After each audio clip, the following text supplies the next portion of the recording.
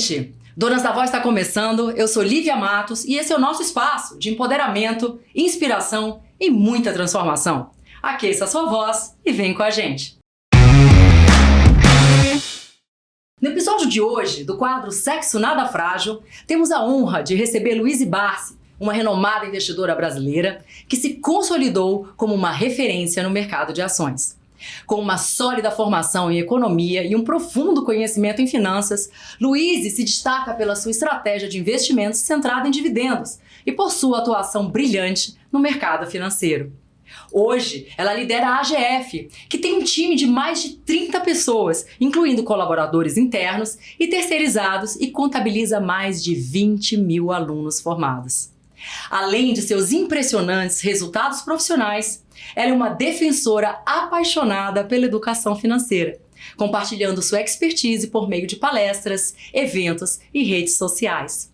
Luíse é uma fonte de inspiração para muitas mulheres, demonstrando que é possível conquistar liderança e sucesso no setor financeiro com determinação e muito empenho. Que honra, Luíse! Seja muito bem-vinda ao Donas da Voz. Obrigada, muito obrigada pelo convite. É uma alegria muito grande estar aqui, viu? Muito obrigada, estamos muito honradas de te ter aqui, conhecer um pouquinho mais da tua trajetória, né? Você que cresceu completamente influenciada aí pelo mercado financeiro, né? Já cresceu nesse ambiente. Eu queria te perguntar, como é que foi a tua trajetória até se tornar essa líder, essa voz em ação, né? Que é super conhecida no mercado de finanças. Como é que foi essa tua trajetória até chegar? Que é um mercado super dominado por homens, né? Totalmente dominado por homens. Mas eu tive o privilégio de crescer numa casa em que educação financeira e investimentos, ações, era uma conversa corriqueira que a gente tinha no café da manhã, no almoço, no jantar. Então, eu digo que parece que tá meio que no DNA, sabe? A minha mãe também trabalhou em mercado financeiro praticamente a carreira dela toda. Meu pai conheceu a minha mãe em uma corretora, né? Olha. Então, eu acho que meu pai foi muito sábio nessa coisa de fazer eu me apaixonar primeiro pela coisa, sabe? E ir introduzindo essa vontade de trabalhar no mercado financeiro naturalmente. Então, eu nunca fui obrigada na minha casa. Não, você vai ter que fazer economia, você tem que fazer isso, né? Meus pais sempre me deixaram muito livres pra eu fazer, né? Você tem que fazer o que você tem aptidão, que você é boa, né? Mas eu, naturalmente, acabei me apaixonando, né? Então, pra você ter uma noção, meu pai sempre gostou muito de viajar de carro, né? Meus pais. E ele, assim, muito espertinho, fazia o roteiro da viagem. Então, por exemplo, se a gente ia até Porto Alegre, ele ia parando várias vezes ao longo do caminho nas cidades onde ele queria visitar alguma fábrica, por exemplo, de alguma empresa listada na bolsa. Então, era tudo cheio de segundas intenções. Então, eu cresci nesse ambiente, né? Então, as pessoas, quando pensam em mercado financeiro, por talvez não terem tido isso na base, né? Acaba sendo uma coisa muito inalcançável, que as pessoas só imaginam que é para quem é muito rico, sabe? Ou para quem tem um salário muito alto. Quando, na verdade, é o contrário, né? A educação financeira, ela serve justamente para você chegar lá, né? Ela é um impulsionador, né? É uma forma muito diferente de ver as coisas, né? Exatamente. Porque, de fato, além de ser um tema muito recente, eu vejo, até para quem não sabe, antes até para eu contextualizar, a Luíse, para quem não sabe, ela é filha do Luiz Barsi, tá? É o maior investidor, pessoa física da Bolsa Brasileira. E é um dos pioneiros, ele é conhecido como o rei do dividendos, ele tem mais de 50 anos de experiência no mercado financeiro. Então, assim, com um patrimônio, uma fortuna hoje avaliada em mais de 4 bilhões de reais. É uma fortuna que rende aí mais de 1 milhão por dia, né? Só pra vocês terem noção do tamanho. Mas foi uma pessoa que começou há 50 anos atrás, onde não se falava disso. Concorda? Então, é muito interessante ele te fazer se apaixonar ao longo do caminho, porque mesmo quando você começou a se apaixonar quando você era criança, já não se falava ainda disso. Não se falava. Não se falava, exatamente. É uma forma muito diferente de falar, olha, você sim, mesmo não tendo, não sou rica para investir, como a Luíse falou. É justamente o caminho oposto, é você se programar desde cedo para que quando você estiver mais velho, você tenha uma renda, uma segurança patrimonial. Né? E aí, tem uma história muito engraçada que eu quero contar. Você descobriu que teu pai era um bilionário da Bolsa numa revista. Deve ter sido um choque para você. Tipo, como assim? Ela tava passando na banca e viu, né, o pai dela na capa de uma revista como bilionário. Ela não tinha a menor ideia que ele era bilionário. Não foi isso? E ainda bem que eu tenho testemunhas, porque eu tinha uma amiga que morava... Eu morava em Mariporã, eu sou de São Paulo, mas eu cresci no interior, né? E eu ia e voltava todos os dias de ônibus, né, da minha cidade pra cá, pra estudar, depois fazia o estágio e voltava pra casa à noite. E aí essa minha amiga tava indo, né, passando comigo em frente à faculdade e tal, e eu falei, ué, é meu pai ali na capa da revista Exame, né, e tava nessa capa de 2012, maio de 2012, tava escrito as maiores fortunas da bolsa, né, ele e outros dois investidores. E aí eu comprei a revista, obviamente, levei pra casa, né, você fica com aquele choque, porque assim, eu, claro, conheço a história do meu pai, sabia o que ele fazia, que ele era de mercado financeiro, trabalhava com ações, com investimentos, mas eu não tinha noção do tamanho do patrimônio. Até porque, uma coisa que meu pai sempre fala, né, que o patrimônio é a métrica do ego. Quando você é empresário ou quando você é investidor, o valor do seu patrimônio ele oscila muito em função do preço das ações. Então, um dia você pode ser bilionário, no outro não. Então, essa sempre foi uma métrica que ele sempre deixou de lado. Nunca foi a métrica do sucesso. O que interessa é a renda que esse patrimônio te proporciona. Porque é com a renda que você paga boleto, que você faz outros investimentos, que você, né, paga as suas contas e vive efetivamente, né? Você não vive de patrimônio, né? Sim. Então, essa nunca foi uma métrica que ele endossou, que ele se gabou em casa, porque simplesmente não era importante para ele, né? Ele teve uma origem muito humilde, ele é filho de imigrantes, minha avó veio da Espanha, ele perdeu o pai com 1 ano de idade, cresceu no cortiço.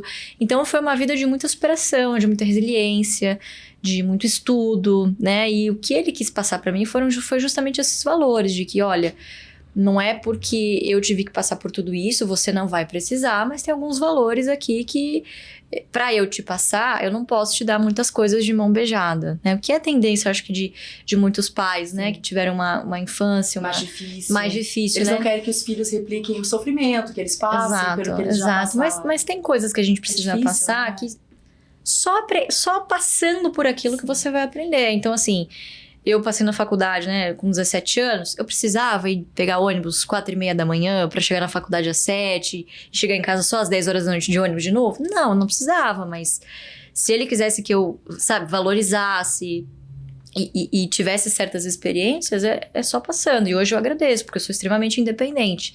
Se me deixou em qualquer lugar aqui de São Paulo, eu pego o metrô, me viro de ônibus, sabe, eu super me viro. E acho que isso é importante também para você formar caráter, né? Porque imagina, você vem de uma origem super humilde, seu filho não precisa passar pelas mesmas coisas, todas as dificuldades superadas, né?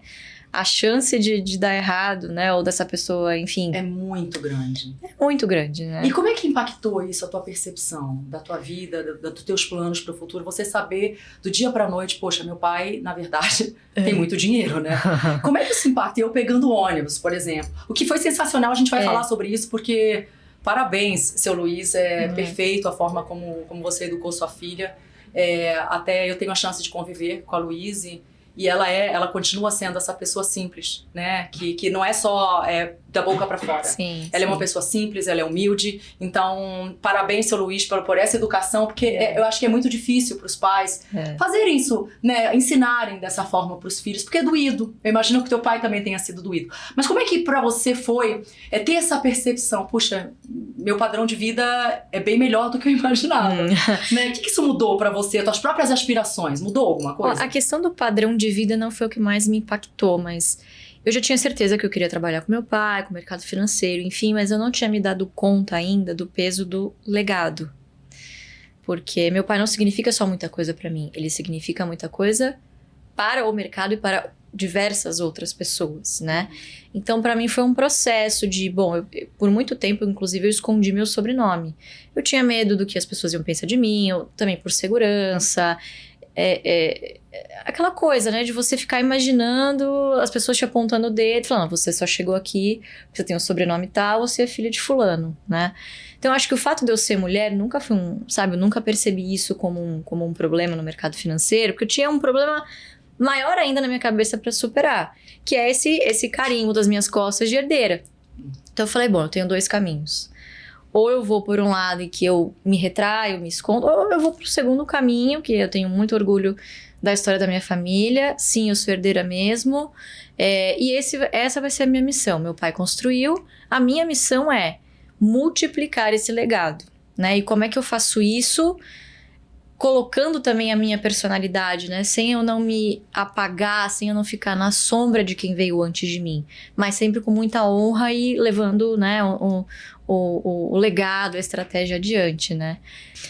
Então, por me interessar já pelo tema, eu comecei a trabalhar desde o primeiro ano da faculdade, né? Eu fazia estágio. E meu pai me dava tarefas, olha, você vai decorar todos os tickers, né? Porque cada empresa na bolsa tem um código específico seguido de um número, né? Então, a primeira coisa, você tem que decorar todos os tickers de cor, o número das corretoras, o número dos principais clientes, porque a hora que ele te ligar, você sabe, já opera a ordem, já sabe o código do cliente de cor, então você sabe? Então, ele ia me passando tarefas pequenas e tal, e eu fui aprendendo e evoluindo, obviamente, na carreira. Eu comecei como estagiária. Mas como qualquer um. Mas como você resolveu fazer o mesmo curso, né? Porque você fez eu fiz economia e contabilidade. Em que momento você sempre soube, desde nova, por já estar nesse meio? Ou de repente, ai pai, eu acho que eu vou seguir seus passos? Como é que foi esse processo? Quando apareceu na tua vida que você tem certeza? Eu tinha aquela ideia no ensino médio que o economista é a faculdade que você aprende a ganhar dinheiro. Não é nada disso. Ah, não? Não é nada disso. Gente, economia, eu também achava a mesma coisa. Economia não ensina a ganhar dinheiro. Não, inclusive na faculdade, isso já mudou muito, né? Eu tô falando do início dos anos 2010. Mas eu aprendi na faculdade, eu tinha professores, por exemplo, que não faziam a menor ideia do que era Bolsa de Valores. Não se falava muito desse assunto. Era ainda um tabu muito grande, não era uma coisa ainda muito inacessível, né? Feita na cabeça das pessoas, feitas para poucos, né? Então, na faculdade, eu ouvia absurdos do tipo, né? Ações é muito arriscado, renda fixa e ponto final. Então, eu tinha essa ideia de que a faculdade de economia ia me dar esse embasamento para eu ganhar dinheiro. Quando, na realidade, é só quando você começa a trabalhar, né? Porque assim, você consegue aplicar a teoria na prática. E são outros 500, né? Depois eu fiz contabilidade, muito também seguindo os passos do meu pai, né? Eu falei, bom, se deu certo para ele, não vou fazer outra coisa, né? Eu já vou seguir, já vou ir direto. E eu ouvi de vários colegas, inclusive na faculdade, o seguinte, eu falei, bom, seu pai é o Warren Buffett brasileiro, o que você tá fazendo aqui? Você tinha que estar estudando em Harvard, você tinha que estar na Suíça lá com o filho do Lehman. E eu falava, não, eu tive a sorte de nascer filha do meu pai. Eu vou colar nesse cara e eu vou sugar tudo que eu puder aprender dele, eu vou aprender, porque Harvard tá lá, sei lá quantos anos, e meu pai, infelizmente, né, em um determinado momento não vai mais estar aqui. Tem gente que pagaria para trabalhar do lado do meu pai. Muita gente. E ele quer me ensinar. Então, assim, foi uma decisão que eu tomei ali, né? De seguir os mesmos passos e abraçar. O sonho dele vai ser o meu, né? A missão dele também vai ser a minha. E dar continuidade aí no legado. Então, legado é uma palavra que me define, é o que eu acordo pensando, vou dormir pensando, né? É pesado, né? Assim, pesado no sentido que o ônus e o bônus, né? Você tem um pai que é um fenômeno, uma pessoa muito conhecida, muito inteligente, muito bom no que ele faz. Então rola muito, até a pressão, né? De você, acho que até interna, não acho que não é só dos outros, totalmente. Mas de você ser bem-sucedida, de você continuar esse legado que você menciona. E aí eu queria te perguntar, você enfrentou como mulher alguma dificuldade no mercado financeiro quando você entrou? E o que foi mais difícil? Você chegou a mencionar ser mulher ou ser herdeira? Porque sim.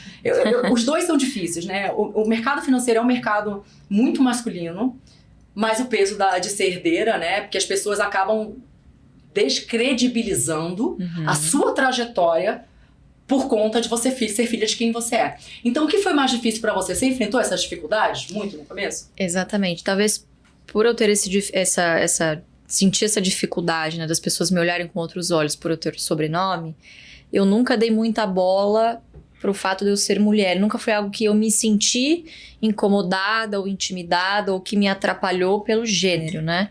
É mais por essa coisa de eu ter que me provar 2 vezes. Porque eu sou jovem, né? 3. Mulher, e jovem e herdeira. Então, eu sempre foquei muito na minha especialização, na minha evolução profissional. Sempre fui obcecada com essa coisa de, bom, se eu for fazer a faculdade, eu vou ser a melhor da faculdade. Porque não dá para o meu pai pagar eu ser laureada, por exemplo. Entendeu? Então, ganhei melhor aluna, ganhei melhor monografia. Sabe assim? Coisas desse tipo. Então, a pressão que eu mesma colocava em mim, coloco ainda, né? Eu sou virginiana, né? Então eu sou perfeccionista. É meu maior, eu digo que é a minha maior qualidade e meu maior defeito ao mesmo tempo, né? Porque quando a gente extrapola o limite, né? Você, enfim, acaba se estressando e a coisa acaba degringolando. Mas a pressão que eu coloco ainda em mim, ela é tão grande que, por outro lado, você acaba... O que as pessoas falam de você ou pensam de você, não tem nada que você já não tenha pensado de si mesmo, entende? Então, hoje em dia, acho que também com a maturidade, por ter aprendido a lidar com a exposição, né? Porque foi uma opção minha, né, Lívia? Assim, eu entendi que para democratizar a estratégia do meu pai, eu precisaria, de alguma forma, estar em algum lugar e que as pessoas pudessem me ouvir, né? Donas da voz. Então eu fui para a internet e em 2018 para 2019 eu já trabalhava nessa mesma corretora que eu comecei a estagiar. Eu era analista, tinha todas as certificações, enfim. E na época, logo de 2017 para 2018, foi quando a bolsa começou um boom. Então, falando um pouco assim de contexto, né, macroeconômico, nosso país passou por algumas reformas, teve o impeachment lá. Então teve toda uma onda mais liberal pró-mercado, né, que favoreceu as ações, taxa de juros caindo. Então, as pessoas começaram naturalmente a se interessar mais por ações, né, que é tido como um mercado de um pouco mais de risco. E na corretora, por eu atender esses clientes pessoas físicas, eu comecei a ver muito interesse das pessoas por querer aprender, por querer saber um pouquinho mais, né, porque era uma coisa muito recente. E aí o dono da corretora, os diretores, chegou pra mim e falou: olha, poxa, você fala super bem, né? Você fala com jornalista, tá acostumado a falar com cliente. Você não quer criar algum perfil pra corretora, pra você falar todo dia de investimento e tal?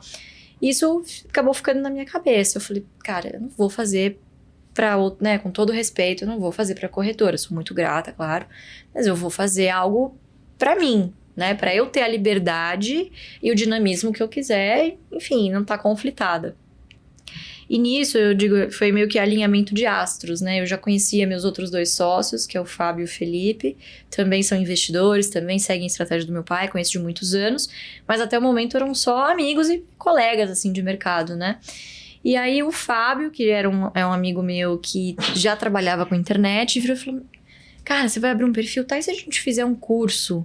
Tem tanta gente falando besteira por aí de investimento, né? Agora que tá na moda, não sei o que. Gente que começou a aprender para falar, né? Então, no mundo dos investimentos, e acho que em alguns outros nichos também, a ordem dos fatores altera o produto.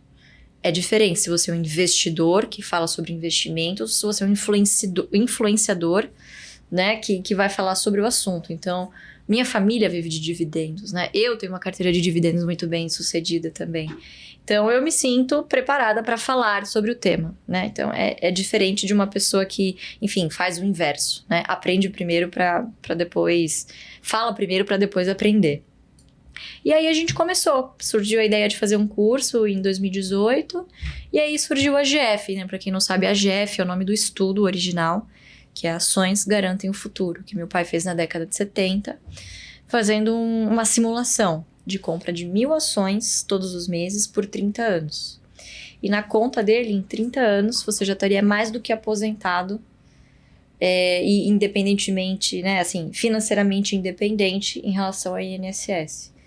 E aí ele foi fazendo isso na prática, de comprar boas empresas, cotadas a bons preços, né, que distribuam esse dividendo. Para quem não sabe, o dividendo ele é a parte do lucro que é distribuído para os seus sócios.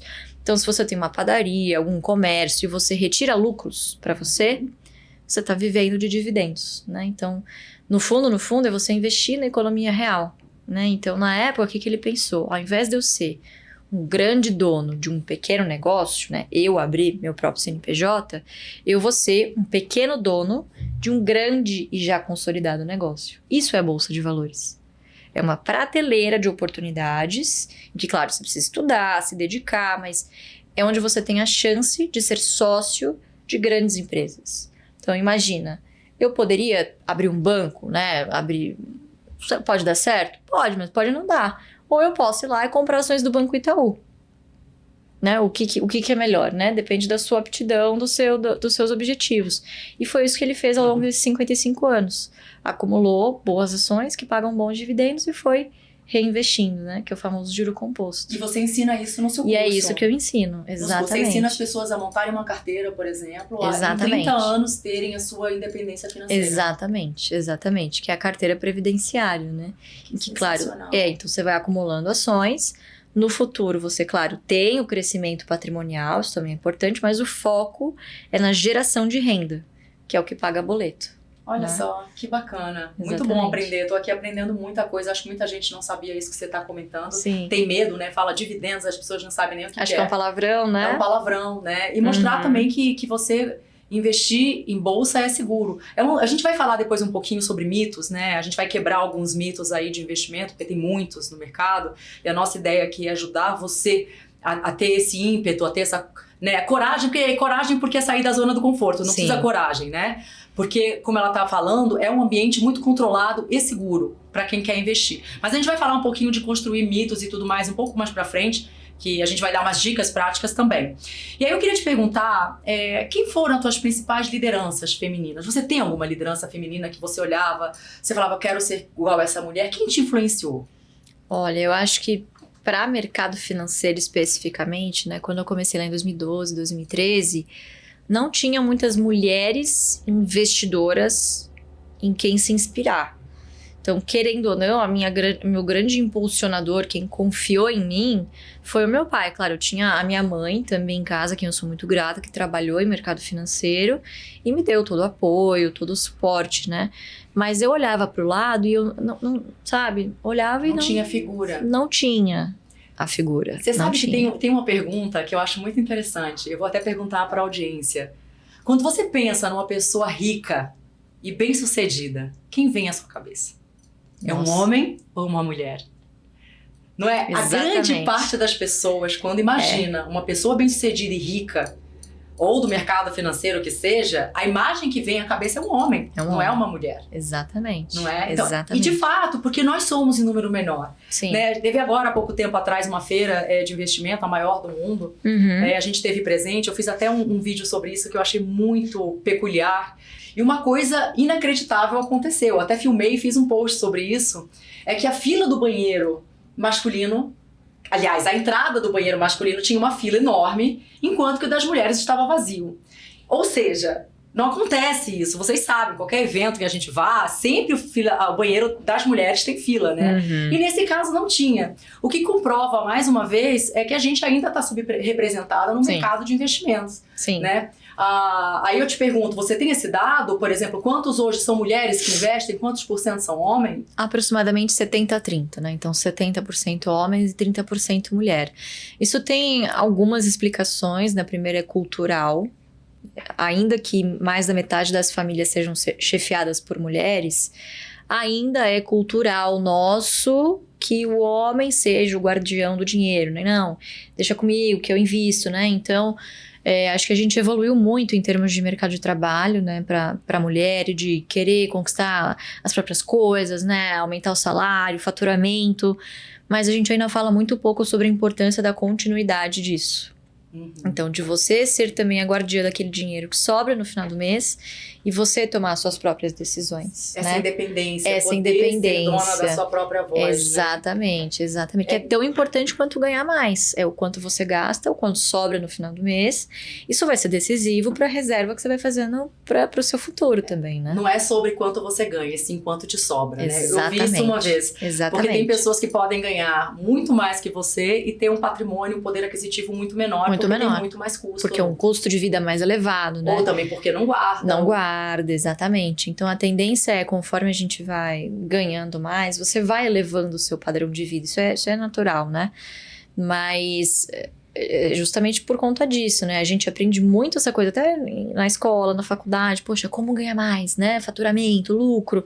Mas, e o que sobra ali no final do mês? Alguém te falou sobre você aprender técnicas de como gastar menos, de ter um custo fixo de vida mais baixo para você poder ter um custo variável, quer dizer, que é viagem, comprar alguma coisa que você gosta, ter um momento de lazer. Reserva emergencial. Que é o básico. O brasileiro, a gente falando aqui, é um povo que infelizmente ainda não tem educação financeira. Sim, né? É um povo que investe muito mal. Investe mal e o lance da parcela. Quando a gente vai lá para fora, a gente não vê muitas coisas serem parceladas. Então o brasileiro brasileiro, parcela no cartão. E aí quando você vê, você já está começando o teu mês no negativo. Exatamente. Né? Porque você já tem um monte de parcela para pagar. Então, voltando até a feira que a gente foi, a feira estava lotada, e a maior feira, como eu mencionei, é do mundo de investimento. Estar lotada num país como o Brasil, para mim, mostra que a gente está avançando muito, né? Em termos de homens e mulheres entendendo a importância do investimento e correndo atrás para se informar, né? Se interessando. E exatamente. voltando até o ponto que você falou das mulheres serem 30%,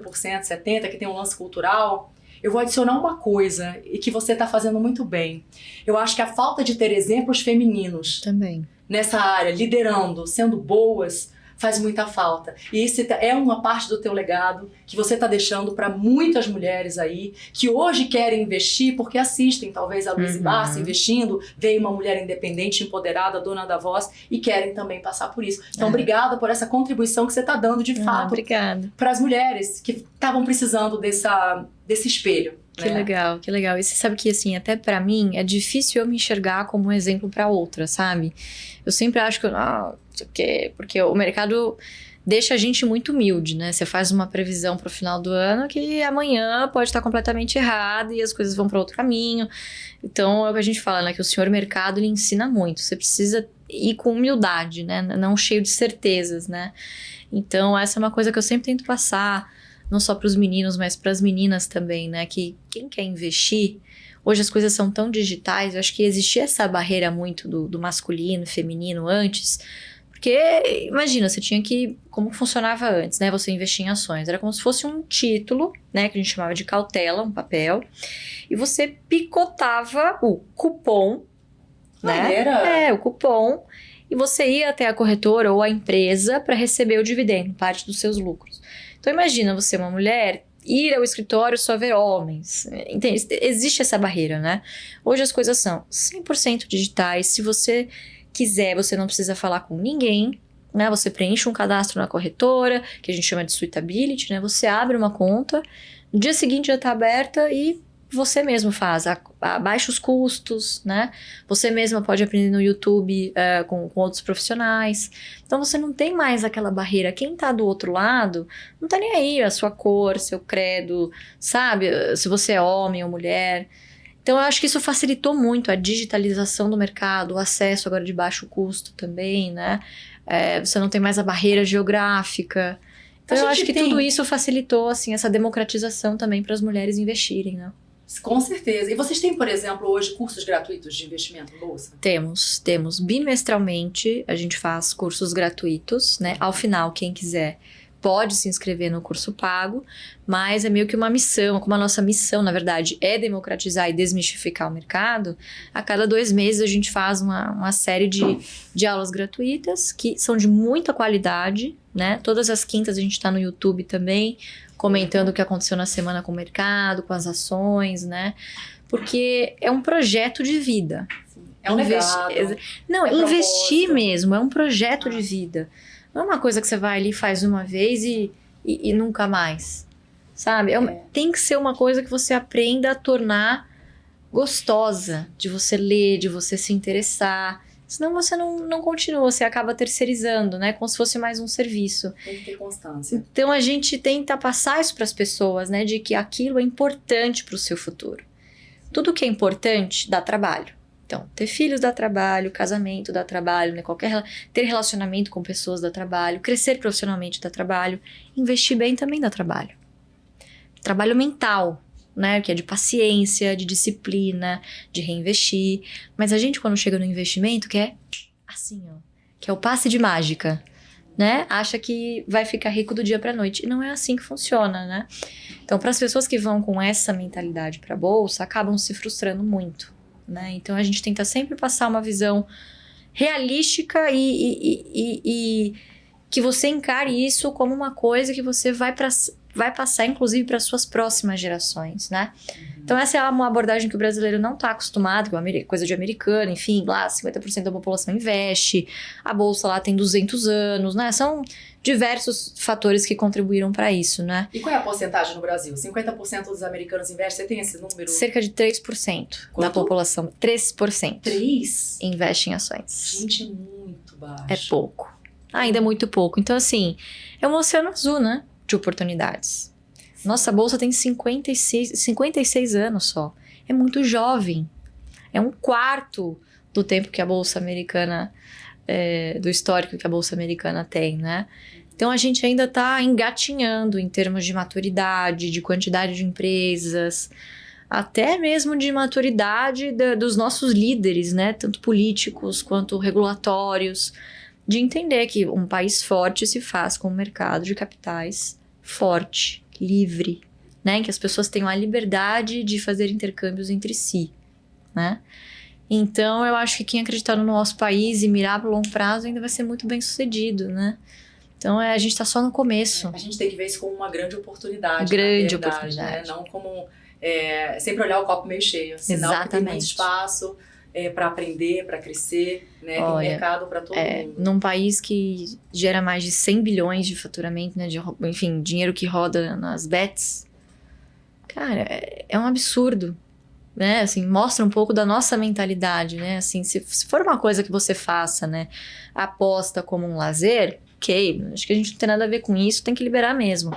Agora, eu vejo muitas pessoas humildes usando isso como se fosse um investimento mesmo, né, uma alavanca, assim, meio que uma esperança para mudar de vida, né, e isso é muito triste, né, isso é muito triste, a banalização das coisas como estão hoje é muito triste. Então, é um trabalho de formiguinha. Né? É falta de educação. Tudo volta para aquele ciclo, né? Falta de educação. Falta de educação financeira, entender a importância, pensar um pouco no futuro. Tenho o maior orgulho de vender curso. Isso é maravilhoso. Quem quiser começar, então você entra lá no site da AGF, tem bastante curso, tem cursos gratuitos, eles falam muito sobre isso. Então, é um ótimo começo, né? Para você depois querer se aprofundar mais e começar a guardar o seu dinheiro e ter sua segurança financeira. E aí, Lu, olha só, você foi criada de forma muito simples, né? No sítio Mairiporã, né? Aqui em São Paulo. Quais foram os principais valores, assim, que teus pais te passaram, tendo essa vida, né? Mais simples. Eu sei que teu pai, ele anda com um carro antigo, ele tem um carro mais caro, ele é super simples, né? Até a época da pandemia andava de metrô, né? Então, assim, são valores muito importantes, né? O que você mais admira nessa construção de valores e criação que eles passaram para você? O que você vai levar para sua vida com isso? Olha, muita coisa, mas eu acho que ser é mais importante do que ter, sabe? Tem muita gente que se esforça muito para levar uma vida de aparências, para impressionar outras pessoas que não estão nem aí com você. Então, acho que uma das coisas que eu mais admiro, assim, nos meus pais eles fizeram por eles, assim, sabe? Pelo gosto de vencer na vida, né? Hoje meu pai não precisa mais trabalhar, mas ele vai no escritório todos os dias, porque é o que ele gosta, é o que ele tem prazer.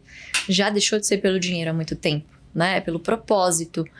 Então, acho que é uma das coisas que eu mais admiro, assim, de você viver a sua vida pra você ser feliz, sabe? Não pra impressionar os outros. Então, as pessoas sempre tentam fazer essa comparação, né? Ah, mas você versus seu pai. Meu pai é meu pai e eu sou eu.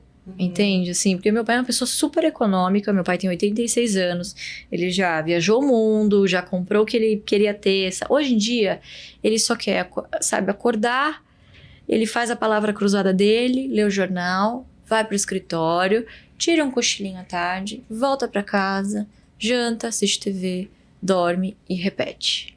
Esse é o prazer dele, ter a rotininha dele. Sim. Ele já teve aquela fase, sabe, de querer, enfim, comprar coisas e, né, conquistar bens materiais. Eu vou completar, inclusive, semana que vem, 30 anos. Então, eu tô nessa fase ainda, né, de viajar. Eu amo viajar, né? Então, naturalmente... Mas viajar não é gasto, é investimento. Não, é investimento. Meu pai não acredita muito, viu? Meu pai não acredita muito. Mas, enfim, ele tem um custo de vida muito baixo, né?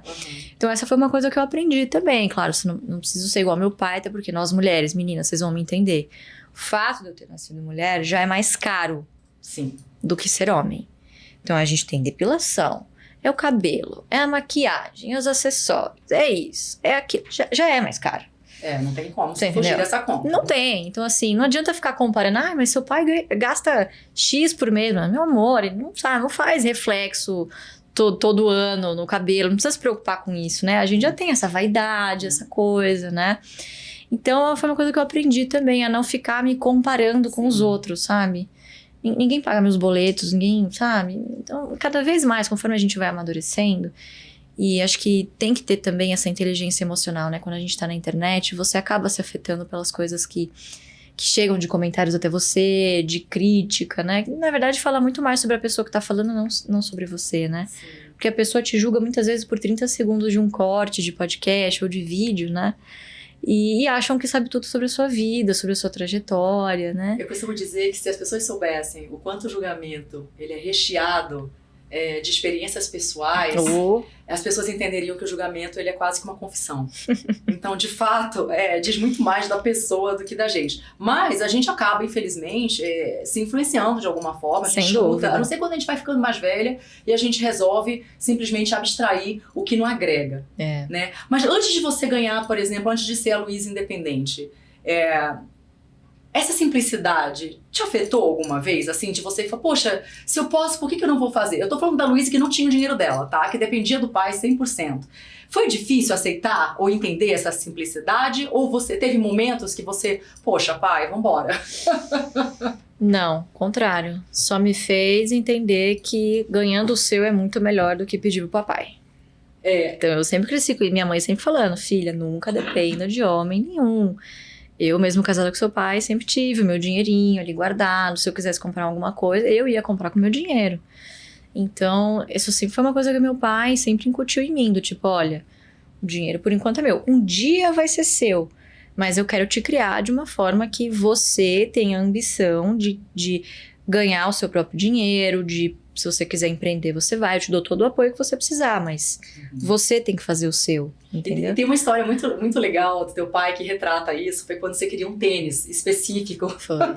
Ela queria comprar um tênis. E aí, o pai, ao invés de dar o dinheiro pra ela pra comprar o tênis, ele deu ações. Falou, olha, essas ações, elas vão te render X por mês. Exato. E você começa a economizar e compra o seu tênis. Sensacional, né? Amei. Exatamente. Olha quanto isso deve ter te ensinado, né? Pois é, ele me deu os meios pra eu chegar lá. Eu poderia pegar essa grana e gastar. Eu acabei comprando tênis, tá? Eu juntei e comprei o tênis. Mas depois você acaba percebendo que esse é uma coisa muito temporária, uma alegria muito ali do momento. Se eu uso uma das vezes, já perdeu o interesse, né? Então, nesse momento, ele começou a me incentivar. Gente, ganhar dinheiro é muito gostoso. Não, a gente nunca teve vergonha de falar disso em casa, sabe? Então, você que é uma crença limitante, na verdade. É uma crença limitante. Associar a dinheiro a coisas ruins, a falta de caráter, etc e tal. Pelo contrário, a gente precisa quebrar essa crença em relação ao dinheiro. Em casa, não. Ter dinheiro é uma coisa maravilhosa. Que inclusive resolve 80% de todos os seus problemas, né? Os outros 20% é aquilo que o dinheiro não compra. Mas você já ter 80% resolvido é maravilhoso, né? E assim, Lu, para pensar. Problemas são inerentes às pessoas, não tem nada a ver com a parte financeira. E por mais que dinheiro não seja a coisa mais importante da sua vida, ele impacta tudo que é. Ele vai impactar a tua educação, ele vai impactar o teu estilo de vida, ele vai impactar a tua alimentação, tua saúde. Então ele vai impactar as coisas que são mais importantes. Então a gente precisa acabar com esse medo de falar que não adianta ter dinheiro, tá vendo? Mas tem problema, tá lá com câncer, o pai... Gente, isso é um problema pessoas, né? Não tem nada a ver com dinheiro. Vamos quebrar essas crenças e a gente vai, aos poucos, bater tanto nisso que a gente vai conseguir quebrar isso, não é verdade? Exatamente, exatamente. Então eu sempre olhei, assim, pra essa coisa dessa relação do dinheiro de uma coisa que eu queria conquistar, né? Porque você, fruto do seu trabalho, é muito mais gostoso do que vir por outros meios, né? Do que vir de mão beijada, né? Você valoriza mais. Você valoriza mais, exatamente.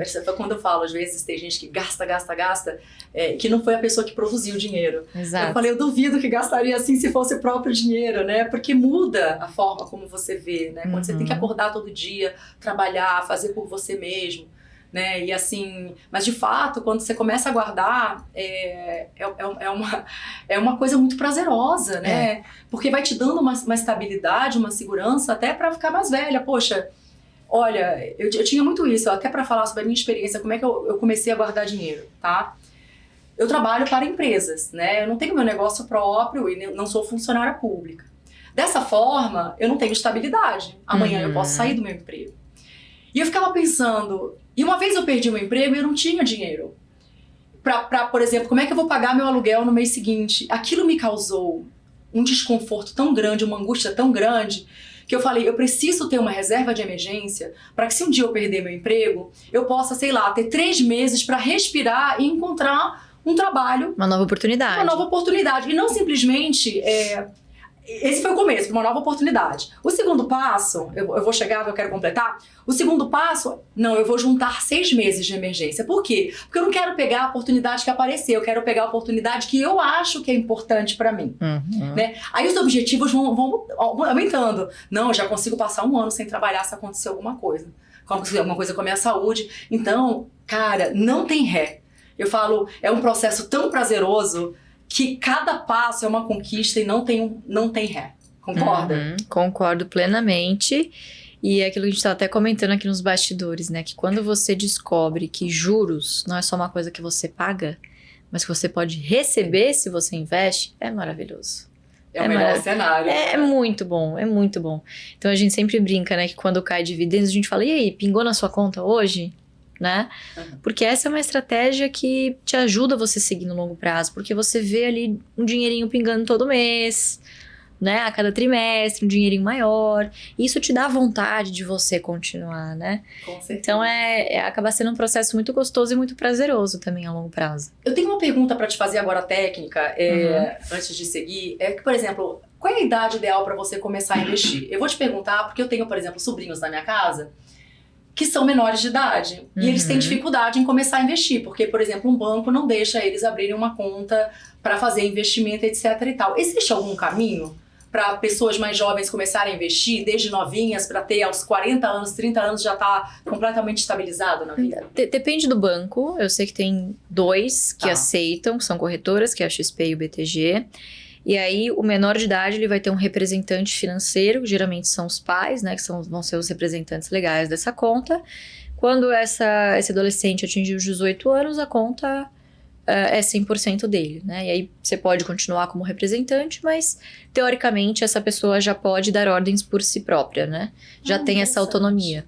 Então, você consegue abrir uma conta, sim, pro seu filho ou pra sua filha, sobrinho, neto, o que quer que seja, né? Foi o que meu pai fez pra mim quando eu tinha 14 anos, né? Que você contou a história do tênis. E, claro, eu tinha essa pessoa que trabalhava com ações, então ele me ajudava ali mensalmente. Quando pingava o dividendo, ele ia lá e reinvestia comigo. Então, eu sempre falo que pra quem tá começando uma carteira pro menor de idade, o mais importante não é nem o investimento em si. É o processo de aprendizagem dessa pessoa, de aprendizado dessa pessoa, de entender que os investimentos é um hábito, como escovar o dente. Todo mês você vai falar de investimento, né, com a criança, com o adolescente. Isso vai meio que virando normal na vida dele, né? Então foi isso que meu pai fez comigo. É um processo natural. Falar de dinheiro, falar de investimentos, de empresas, e os desafios que vêm disso, né? Então, eu acho que o mais importante é esse contato e essa leveza ao falar de dinheiro e de ganhar dinheiro, né? Com certeza. Olha, eu fico até feliz porque, imagina, menores de 18 já estarem com interesse em investir, é um avanço enorme, né? Tem muito adolescente que procura a gente lá na GF, e inclusive investindo já o dinheiro dos pais, que os pais falam, não, você gosta, tal, vamos lá, vou te dar um dinheirinho aqui, meio que um fundo da família para você administrar e ir aprendendo, né? Então, é super legal, super legal. E aí eu queria te fazer uma pergunta, como é que você consegue manter hoje, por exemplo, nesse mercado que é tão competitivo, é desgastante, qualquer trabalho, né? A gente tem o nosso dia a dia, as nossas lutas, eu falo, as pessoas não veem as nossas dores, só as alegrias, mas tem muita dor por detrás, muita coisa. Como é que você mantém a tua autoestima elevada? Como é que você se protege de críticas e julgamentos? Isso te impacta, não te impacta? Olha, eu acho que eu aprendi as duras penas, né? Eu tive que sacrificar a minha saúde mental e saúde física para entender isso, né? Que a gente tem que ter o autocuidado e o autorrespeito também, né? Assim, claro, se cobrar, mas entender ali o seu limite do que é o perfeccionismo, né? Qual é o limite saudável disso, né? Então, teve uma época de 2019 para 2020, né? Bem ali na pandemia, que eu foquei tanto no profissional que eu esqueci absolutamente da Luíse eu, sabe? CPF, eu pessoa. Então, não fazia exercício, comia qualquer porcaria, bebia muito. Então, assim, sabe? Para relaxar, eu mereço. Eu mereço é a pior frase que você pode dizer pra você, sabe? Aquela indulgência que você está, aquela coisinha de, eu fiz isso, eu mereço, vai. Uma cervejinha de quarta-feira, um vinho em plena terça, sabe assim? Eu era dessas. E eu sou uma pessoa que, assim, eu detesto hipocrisia e, sabe, esse falso moralismo que tem na internet, né? Então, eu me sentia muito mal de falar para as pessoas cuidarem do seu dinheiro, ter constância, ter uma rotina. E eu não fazia isso com a minha saúde, que é muito mais importante, às vezes é muito mais difícil, né? Então, eu comecei a me cuidar. Procurei uma ajuda médica, comecei a fazer uma reeducação alimentar. Exercício virou um hábito na minha vida e ele tem que ser inegociável, né? Não é uma coisa... É uma coisa que eu lido, inclusive, como se fosse uma reunião de trabalho. Uma reunião de trabalho comigo e meu personal. Porque, assim, se não tiver personal também, eu não vou. Eu sou meio preguiçosa, que eu treino 5h30, 6 horas da manhã. Então, eu preciso ter uma pessoa lá me esperando, porque eu sei que eu não posso faltar. Mas você gosta? Como é que foi Você construir essa rotina? aprende a gostar. Não é todo dia que eu acordo disposta. Tem dias que eu acordo, eu vou porque, tem que ir, o personal tá esperando. Tem dias que eu acordo super animada porque eu quero treinar mesmo. Tem dias que eu falo, putz, o verão tá chegando, né? A gente quer estar bonita de biquíni. Então, cada dia você vai escolhendo uma motivação. O mais importante é você ir. E ponto final. Entendeu? Porque eu sei que depois que você acaba o exercício, a sensação vai ser sempre gostosa. O difícil é você quebrar aquela barreira ali de sair da cama, estar lá no quentinho, né? No escurinho. Ainda mais no inverno, né? Exatamente. Então, a mesma coisa acontece com investir. Se não é um hábito que você tem desde sempre, né? Que você adquire da família, principalmente, é uma coisa dolorosa no início. Mas que o resultado que proporciona é tão bom que você precisa criar mecanismos que te ajudem a você não sair dessa rotina, né? Então é isso que eu faço, assim. Eu gosto de ter o meu treino de manhã. E pra saúde mental? Sou marmiteira. Você faz alguma coisa? Você faz terapia? Terapia. Terapia. Tem que ter muita Já terapia. conseguiu fazer meditação? Nunca consegui fazer meditação. Tô na mesma luta. Eu não consigo. É que assim, eu tô aqui, né? Aí já tô pensando que eu preciso fazer amanhã. Entendeu? Amanhã eu tenho tal coisa pra fazer, tal, preciso disso. Não consegui meditar ainda, mas um dia eu chego lá, viu? Eu tô na mesma luta, porque assim, a gente faz todo o restante, mas a gente que tem a cabeça muito acelerada, Muito. Né? Eu durmo pensando, eu acordo pensando. Eu também. Né? Então, assim, pra gente desconectar 100%, tem que ser aquela guiada. Agora, volte seu pensamento. O áudio fica me lembrando que eu preciso voltar pra esvaziar a minha cabeça, porque senão, em 1 minuto, eu já tô pensando em 1 milhão de coisas, né? E aí eu queria te fazer uma outra pergunta. Na tua trajetória financeira, né, que é incrível, tudo que a gente viu, você já se sentiu desmerecida pelo poder aquisitivo da tua família, por ser filha de quem você é? Você já se sentiu desmerecida em algum momento? Mas também, né, filha do Luiz, ou então tem benesses por ser filha do Luiz, ou conseguiu chegar lá porque é filha do Luiz. Teve algum? Você já passou por isso? Já, mas assim, me afetou no início, quando você não tem maturidade, quando você tá aprendendo ainda, né? Quando você entende que é uma jornada a percorrer, né? Por mais que eu tenha nascido no mundo dos investimentos, eu também tive que começar como estagiária, do começo, e aprendendo as coisas básicas, né? Mas isso vem com os cabelinhos brancos, vem com a quilometragem que você vai, sabe? Com a experiência que você vai ganhando. Certamente, ainda se você for, inclusive, comentar aqui algum vídeo que você for postar, ou corte que você for postar desse podcast, vai ter, mas porque é filha dele, porque tem dinheiro, é fácil. Mas assim, vão te julgar de qualquer forma. Você tendo na internet ou não, você gastando muito ou pouco, por qualquer coisa vão te julgar. Então, eu acho que a gente tem que fazer aquilo que faz a gente feliz. Fazer o nosso. Fazer o nosso, sabe? Sem olhar porque vão pensar de você. E demorou pra eu entender isso e hoje eu fico em paz com isso. Você tinha muitas crenças limitantes, assim? O mercado é muito masculino. Por exemplo, o mercado financeiro é muito masculino. Ou eu não sou tão boa quanto essa pessoa. Crenças limitantes que a gente vai construindo ao longo da vida, né? Não vou conseguir ser tão boa. Por exemplo, eu vou te dar um exemplo, tá? De crenças limitantes que eu tinha, por exemplo, quando eu cheguei em São Paulo, né? Eu tive crenças limitantes por 2 lados. Uma por ser mulher, que eu trabalho com tecnologia, eu trabalho num mercado completamente masculino também, implementação de pixel, tag, essas coisas. E a segunda é por ser do norte. Então a gente, quando, por exemplo, não é de São Paulo, a gente tem a crença limitante de que a gente não é tão bom como as pessoas de São Paulo. Sim. A gente tem isso, o paulistano, né? Ele é maravilhoso, ele é muito bom profissionalmente, etc. E tal. Então foram crenças limitantes que eu fui cortando ao longo da minha carreira, entendendo que não, que aquilo eram coisas minhas, que nada tinham a ver com a realidade. Você já criou esse tipo de crença? Ou que seria difícil para você, por exemplo, entrar nesse mercado masculino e continuar o legado do seu pai, por exemplo? Ou você não tinha isso? E você sabe o que eu vou falar agora? Talvez possa ser confundido com arrogância, né? Porque nós mulheres, quando nos posicionamos com uma, não digo certeza, mas firmemente, isso muitas vezes é confundido, né? Totalmente. Muitas vezes as nossas intenções, no geral, são confundidas, né? Simpatia é confundido com você tá dando liberdade, né? Firmeza, falta de educação, falta de educação, arrogância, né? Ou se você fala um pouco mais alto, louca, né? Louca, não sei o quê. TPM. Tá de TPM. Então, o que eu vou falar agora pode soar um pouco arrogante, mas no trabalho eu sempre fui muito confiante. Eu estudei tanto para aquilo, eu amo, esse é meu propósito, assim. Meu pai brinca, minha filha, você foi geneticamente desenhada para fazer isso. Eu falo, pai, é verdade, eu sou muito boa no que eu faço. Então eu nunca duvidei do meu potencial, que eu ia chegar lá. Mas uma das coisas que me incomodava é essa comparação que eu mesma fazia com meu pai, do tipo, será que algum dia eu vou chegar onde ele tá e as pessoas vão me reconhecer da maneira que o reconhecem? Então, isso sempre foi uma pulguinha, assim, que ficou atrás da minha orelha, mas, de novo, quando eu entendi que, e claro, isso vai muito a terapia, vai muito também autoconhecimento, né, que também vai ser uma coisa geracional. O meu sonho hoje é que todo brasileiro, que eu chegue em qualquer lugar, e as pessoas falam, caraca, é a filha do Luiz Barsi, nossa, que legal!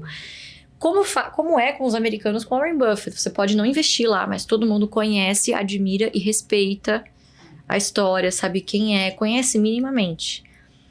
Isso acabou se transformando na minha obsessão, sabe? No meu objetivo, do tipo, eu quero que todo brasileiro conheça o meu pai, conheça a trajetória, que de alguma forma se inspire. Entende? Então eu fiz disso, do legado dele, o meu, meio que uma continuidade. E foi assim que eu consegui também colocar a minha, sabe, a minha percepção. Tem gente, por exemplo, que conhece o trabalho do meu pai através de mim. Então, essa criançada, os jovens que estão chegando, que estão na internet, conhecem o Barsi através do meu trabalho na internet, porque eu falo dele, da estratégia dele, entende? Então, é isso, assim, as coisas boas, como eu disse, dão trabalho, né? Então, e eu quero ser reconhecida pelos meus resultados, e resultado demanda tempo. Sim. Né? Eu tenho só 11 anos de mercado financeiro, tem muito ainda pela frente. Tem, né? E nós já tá brilhante com esse 11 anos já é... Então é isso, é ter paciência, né? Enfim, ser reconhecida pelos seus resultados demanda tempo, então eu não tenho pressa. Isso é muito bom.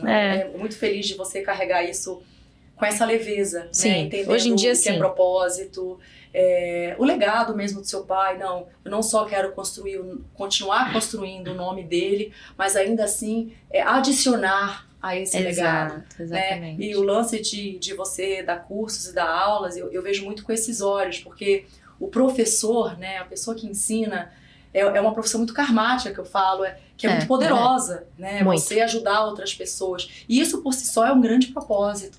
Você ajudar pessoas a terem uma velhice tranquila.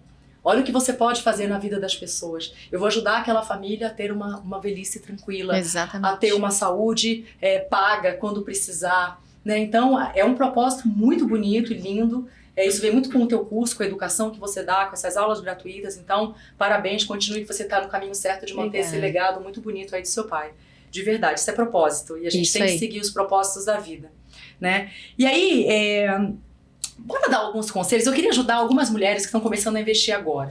Né? Quais conselhos você daria? Poxa, não tenho dinheiro, tô começando agora. Como é que eu começo? Vamos dar uma dica, o beabá mesmo, para as mulheres que estão assistindo, para todas as pessoas que estão assistindo a gente, na verdade. Legal. Vai fazendo uma reservinha por dia. Por exemplo, se você acha que guardar 6 meses de salário, putz, é uma coisa inatingível que você nunca vai conseguir... Começa, você vai guardar R$1 hoje, R$2 amanhã, R$3, R$4.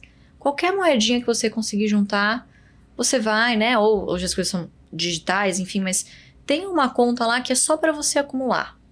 E vai jogando, e vai deixando num produto simples de renda fixa, sem inventar moda. Não precisa fazer nada fora do normal. Um CDB, com liquidez diária do seu banco tradicional que você está acostumado. Também não precisa inventar muito.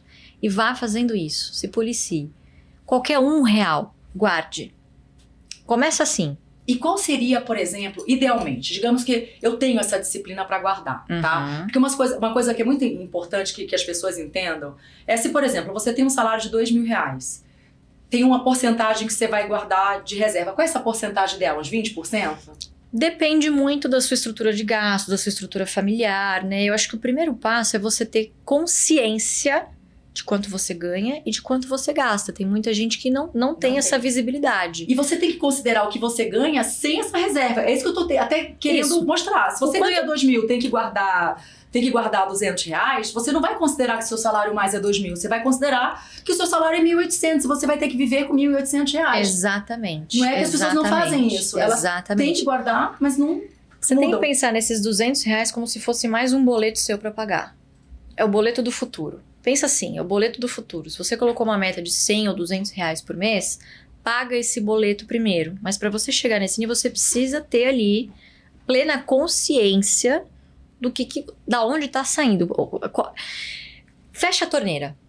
Né? Muitas vezes as pessoas têm muita dificuldade porque tem medo de olhar a fatura do cartão de crédito, Lívia. Tem pavor de falar sobre dinheiro, de olhar, de saber para onde está indo. Entendeu? Então, primeiro, fazer esse meia-culpa, vamos dizer assim. Senta, se organiza. Sem organização, nada vai pra frente. Você vai se atrapalhar em algum momento. Então, se organiza. Tá, e as pessoas que estão com muita parcela? Ou seja, já estão começando o mês aí no negativo. Porque eu tenho parcela da geladeira, tenho parcela... Outras compras que eu tive que fazer pra minha casa, certo? E a gente estava mencionando que a gente já começa no negativo, né? Quando a gente tem parcela. Como é que faz? Nesse caso de pessoas com baixo poder aquisitivo, mesmo de já estarem endividadas. O primeiro passo seria zerar essas parcelas? Sem dúvida nenhuma, sem dúvida nenhuma. Acho que muitas perguntas que chegam pra mim é: Lu, eu tenho, por exemplo, um financiamento aqui da minha casa, do meu apartamento, mas eu vi o fulano falar que, poxa, se eu investir, ao invés de eu amortizar as parcelas, ou seja, pagar as prestações à frente, né? Se eu colocar pra investir, com o ganho, com o rendimento desse investimento, aí eu pago a parcela. Eu falo, olha, a matemática na folha de papel, no PowerPoint, ela é muito bonita, mas você vai conseguir dormir à noite? Porque mesmo na renda fixa, o papel varia, né? O papel de renda fixa, o preço da renda fixa também varia.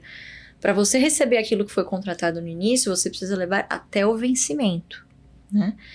Então, você tem certeza de que o seu investimento vai render superior à taxa de juros que você paga? Então, a primeira coisa você tem que deitar cabeça no travesseiro e ter paz de espírito. Isso é a coisa mais cara na nossa vida. Então, se você conseguir se organizar para pagar as suas dívidas primeiro, renegocie, né? Cada 6 meses tem feirão. Você consegue, se você conseguir se organizar para pagar as suas dívidas primeiro, e aí você vai montando a sua reserva de emergência, né? Porque a emergência, ela não escolhe CPF, não escolhe data, não escolhe lugar. A emergência pode acontecer com qualquer um. A qualquer momento. A gente viu na pandemia, inclusive, pessoas que julgavam que não precisavam de reserva, né? Sei lá, médico ou alguma outra profissão que tem constância, né? Que tá sempre pingando. Então, as pessoas não se preocupavam muito. Então, é importante você pensar sempre no pior para você ter ali uma reservinha para caso se alguma coisa desse tipo acontecer, né? Então, comece do começo, com o simples. Produto de renda fixa, com liquidez diária, pelo amor de Deus, poupança não. Eu sei que é mais fácil, é mais prático, mas hoje em dia a gente tem tanta informação que hoje não é mais desculpa. Procura aí, CDB, do seu bancão mesmo, um baixo custo, que renda 100% do CDI, né, que é praticamente a inflação, e que você tenha essa liquidez. E vá colocando o quanto você conseguir, coloque pequenas metas diárias, semanais, depois você vai para o mensal, bimestral, trimestral, e aí você vai montando essa reserva. É muito bom essa parte de metas, gente, porque eu falo que não há vento favorável para quem não sabe onde quer ir. Então, assim, quando você tem claro para onde você quer ir, qual o valor que você quer guardar, eu falo, o nosso próprio pensamento, ele cria realidade, tá, gente? Então é muito importante. Eu quero isso, e você se comprometer como se fosse mesmo um negócio, né? Exatamente. E parem, vamos parar com essa história de, parcela, joga lá pra frente, parcela no cartão. Vamos deixar para usar mais o cartão quando for uma emergência. Poxa, tudo bem, vou ter uma viagem, tenho que pagar alguma coisa de médico, ok, não tem como pagar agora, vamos parcelar.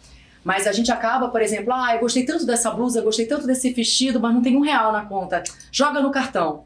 Então, assim, você não vai deixar de ter que pagar essa roupa que você tá jogando no cartão. Essa dívida, ela vem de qualquer forma. Ela só vai atrasar os teus planos de ter uma velhice segura, tranquila, com uma saúde, com tudo pago, né? E isso, de fato, gente, não há prazer melhor do que você saber que as suas contas estão pagas e você, na tua velhice, vai poder ter um tratamento digno, tá? Então, pensem nisso hoje. A gente sabe que é difícil, como a Luísa falou.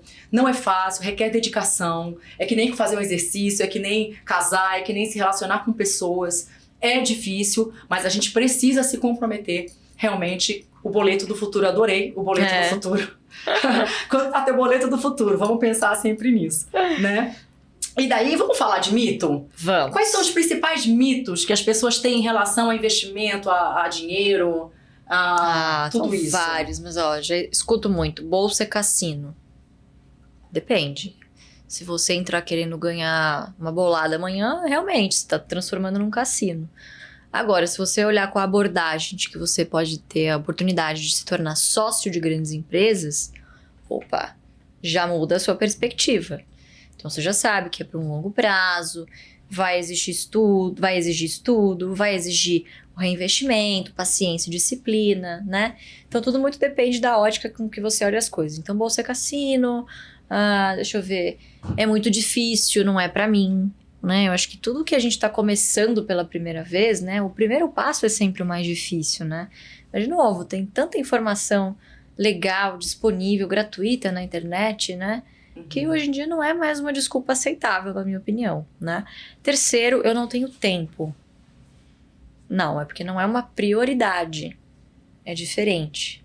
Tenho certeza que se você tirar meia hora que você fica no Instagram ou no TikTok assim, vai sobrar tempo para você ler um livro, para você fazer, descobrir alguma forma de estudar que seja mais didático para você e que você consiga absorver alguma coisa sobre investimento, né? Agora, de novo, tem que ter dedicação, você precisa ali colocar algum empenho no que você está fazendo, né? Com certeza. No início dá um pouquinho de trabalho, mas, de novo, o resultado ele é tão prazeroso que vale a pena, né? Existe uma zona de arrebentação, como todo novo hábito que você está adquirindo, né? Depois de adulto, é sempre muito difícil. E até acho que tem um livro que fala sobre isso, né? Que são 22 dias que demora para o seu corpo entender que essa nova atitude, né, que essa nova ação vai se tornar um hábito.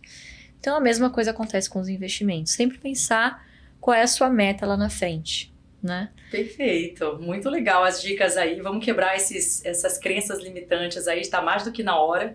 E como é que a gente pode aumentar, por exemplo, que ações, né, que você imagina que a gente possa aumentar a participação das mulheres no mercado de ações, no mercado de investimentos? Né? Além de já ter uma representante feminina, porque para mim a principal inspiração para você investir é você saber que tem mulheres poderosas que investem, que conhecem sobre isso. Além disso, como que a gente poderia hoje pensar em aumentar a participação das mulheres? Olha, eu sempre falo que, claro, né, eu por ser mulher também falo muito diretamente para mulheres, mas foi o meu pai, foi um homem que me colocou onde eu estou hoje. Que confiou em mim, que apostou em mim, sabe? Que falou, vai, você consegue, você é capaz. Então, eu acho que a gente precisa trazer os meninos para essa conversa também. Então, se você é casado, se você tem uma namorada, ou a sua mãe, alguma mulher do seu convívio familiar ou de amigos, incentive essa mulher a estudar, a falar sobre investimentos, a trazê-la para a roda quando esse for o assunto, a incentivar, abre uma conta para ela, sabe? Incentiva. Dê esse estímulo, né? Porque muitas vezes a gente se cobra tanto, a gente quer ser perfeita, não é? Se eu não for fazer isso aqui perfeitamente, eu não vou nem começar, né? Então é assim, quando a gente quer aplicar para uma nova vaga de trabalho, por exemplo, para ser promovida, é assim, eu vejo a minha mãe super se cobrando, eu não sou uma boa mãe para você, não sei o quê. Então tudo que a gente quer fazer, a gente quer fazer perfeito. E no início não é assim que funciona, né? Os primeiros passos, você vai dar uma tropeçada ali, é normal, né?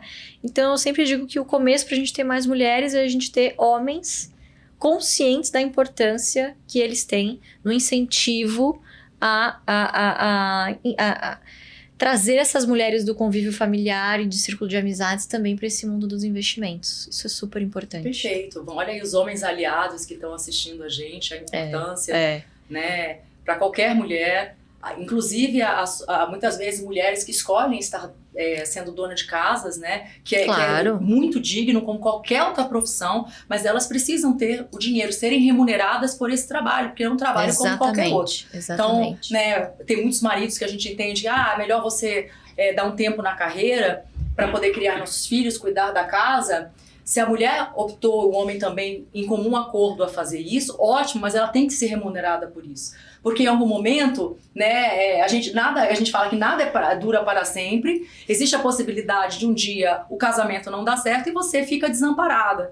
Então você precisa entender que é um trabalho digno e importante como qualquer outro, que você precisa ter seu dinheiro para guardar, para investir, para comprar suas próprias coisas e ser dona da sua própria voz. Então, sem dúvida. Fica essa dica aí para as mulheres e conversar sobre isso com os homens. Dinheiro não pode ser um tabu. Não pode. A gente precisa aprender a conversar sobre isso, sem que seja uma coisa ruim, com os nossos companheiros, né, com as pessoas que convivem com a gente, não deve ser um problema, né?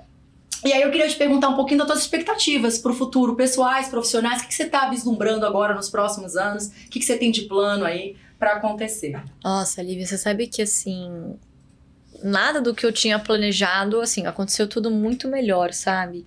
E eu acho que é muito porque tudo que a gente, eu digo, eu e os meus sócios, né, que a gente faz no AGF, é com muito propósito. Muito, de verdade, né? Eu acordo pensando nisso, vou dormir pensando nisso. Então, hoje em dia, eu tô deixando meio que, sabe, assim, a vida levar. Vamos ver o que vai abrindo de oportunidades, mas eu acho que um dos sonhos que eu realizei recentemente foi ajudar a fazer a biografia do meu pai, que é do Rei dos Dividendos. E eu acho que o meu próximo grande sonho a ser conquistado é transformar esse livro ou numa série ou num filme. Porque eu acho que é uma forma muito mais fácil, assim, mais gostosa e leve, né, da gente democratizar as coisas, de falar de assuntos difíceis, né, através do entretenimento. Então, acho que esse é o meu grande próximo objetivo aí. É um grande plano, é um plano muito bonito, né? Com esse reconhecimento aí da figura que é o seu pai, né? Sim. Que, graças a Deus, ainda está entre nós. E aí, vamos falar um pouquinho mais agora da tua vida, em termos de hobby, passatempo. O que você faz? Como que é a Luíse? Quando você acorda, o que você gosta de fazer? O que te agrada? Eu já fui muito festeira, mas hoje, assim, eu já saio de uma viagem já pensando na próxima. Você sabe, você é testemunha disso. A gente tem um grupo de amigas que viaja sempre e legal, gente, já acabou, mas qual é a próxima? Quando é o próximo feriado? Então, assim, meu hobby é viajar. Ou, assim, na rotina, né? Eu gosto de chegar em casa, ficar em casa. Eu gosto muito de ficar em casa. Então, uma tacinha de vinho no final de semana, ler um bom livro, estar com a família, com os meus amigos de verdade e musculação, assim. Eu gosto da minha rotina e de estar em casa, assim. É o que mais me faz feliz hoje em dia, assim. Já tive a minha fase de sair, querer ir pra... não quero, não aguento mais. Não. E a pandemia deixou a gente muito antissocial, muito, né? Eu falo, eu sou uma pessoa que eu virei pessoa de bichos agora. Eu fico cancelando os programas pra ficar em casa com os bichos. É uma coisa impressionante. Ficar em casa, né? É muito muito gostoso. Nossa, aproveitar de novo, tomar um vinho, ler um livro. É meu hobby preferido. Porque trabalha tanto, né? No final do dia a gente quer descansar, a gente quer colocar a cabeça pra esvaziar.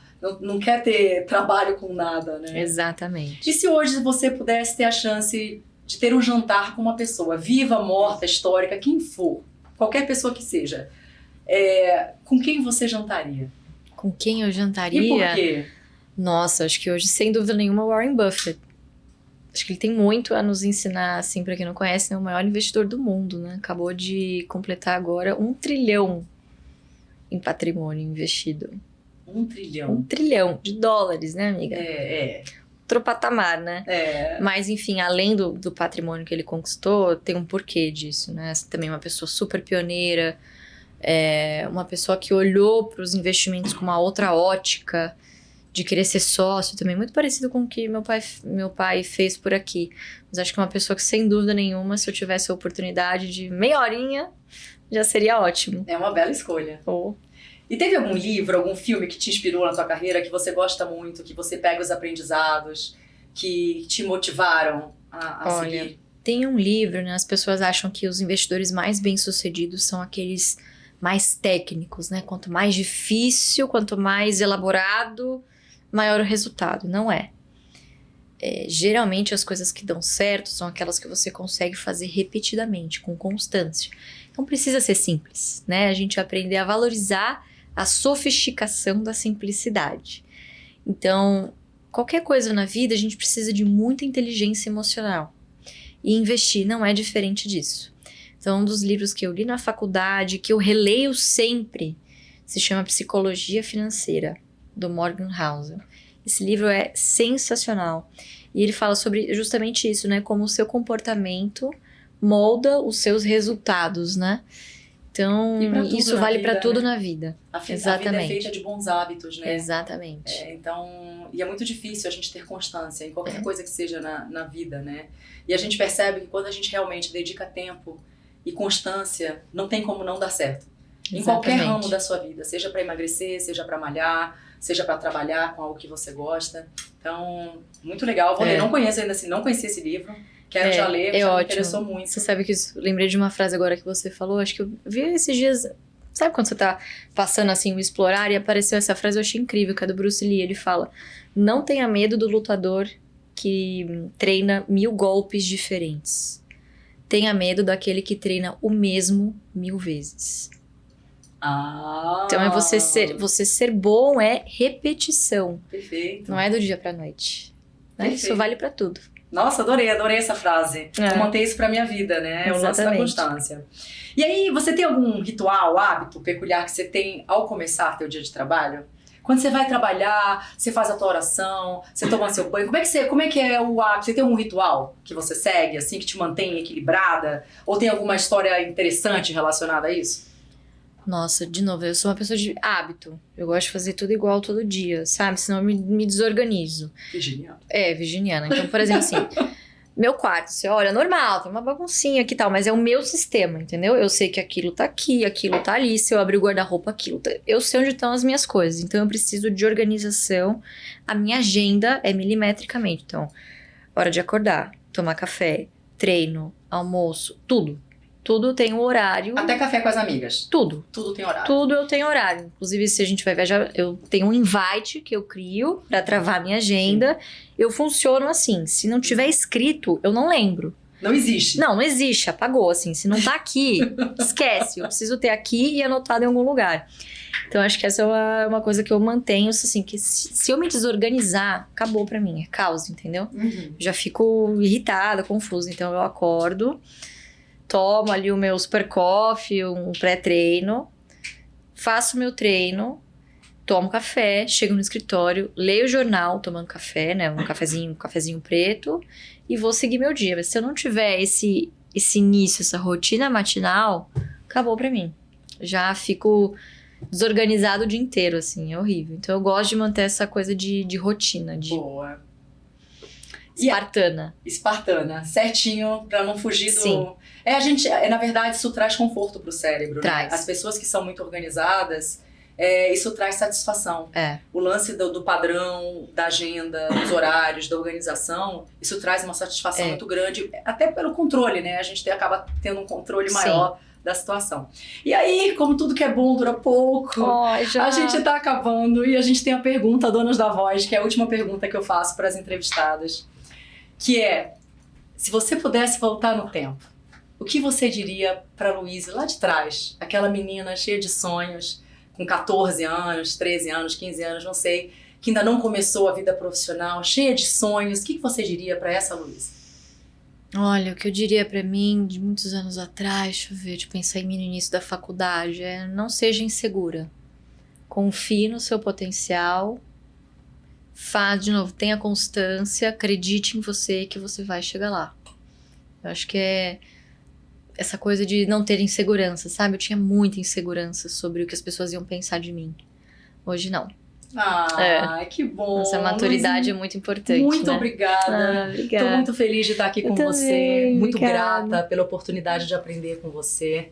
Que você continue inspirando tantas pessoas por aí como você inspira no seu trabalho. Siga seu propósito. Feliz de ter você no Donas da Voz. Obrigada. E vocês aí que assistiram, muito obrigada. Espero que, assim como eu, vocês tenham aprendido muito com essa lindeza de pessoa. Que ela é linda por dentro, por fora. Ela é essa pessoa simples, maravilhosa, que ensina todos os dias. Muito obrigada e a gente se vê na próxima.